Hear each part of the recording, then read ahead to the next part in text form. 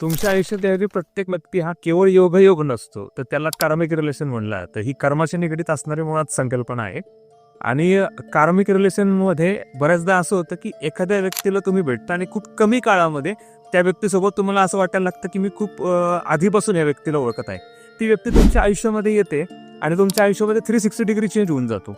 तुमच्या आयुष्यात पॉझिटिव्ह गोष्टी घडायला लागतात आणि तुम्ही म्हणल्याप्रमाणे तुमच्या लाईफमध्ये ग्रोथ व्हायला लागते, नोकरीमध्ये बढती मिळते, व्यवसायामध्ये प्रचंड यश मिळतं आणि ती व्यक्ती जास्त काळ आपल्या आयुष्यात राहावी असं आपल्याला कायम वाटत असतं. तर मुळात याला पॉझिटिव्ह कार्मिक रिलेशनशिप म्हणलं जातं. याचबरोबर निगेटिव्ह कार्मिक रिलेशन पण असतं. बऱ्याचदा काही लोकांना आपण त्रास देत नाही, परंतु त्या व्यक्तीकडून आपल्याला त्रास होतो.